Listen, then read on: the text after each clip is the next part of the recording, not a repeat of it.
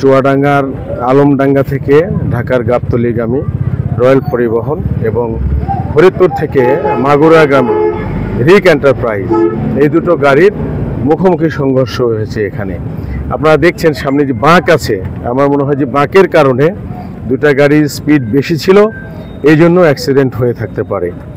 এখানে আমি এসে শুনলাম 3 জন নিহত হয়েছে অ্যাক্সিডেন্টে। লোকাল যে রিক পরিবহন সেই গাড়ির ড্রাইভার আছে, 2 জনের পরিচয় পেয়েছি আমরা।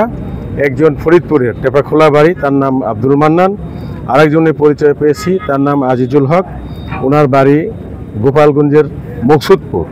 আর মহিলা একজন মারা গেছেন, 3 জনের মধ্যে একজন মহিলা, তার পরিচয়টা আমরা এখনো পাইনি। ওনারা হাসপাতালে আছেন এবং এর সাথে আরও 23 জন আহত।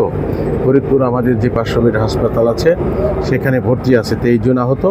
এর পাশাপাশি আমাদের লোকজন জানালো যে আশেপাশে অন্যান্য ক্লিনিক বা লোকাল যেই বেসরকারি প্রাইভেট ক্লিনিক বা ছোট হাসপাতালগুলো আছে সেখানেও 2-1 জন ভর্তি থাকতে পারে।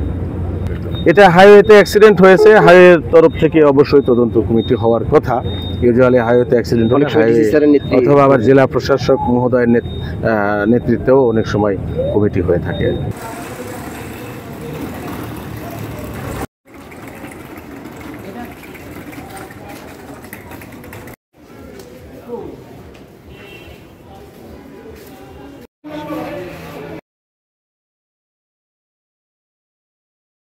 ওয়ালটন এখন দেশের সীমানা পেরিয়ে পৌঁছে গিয়েছে 50টিরও বেশি দেশে।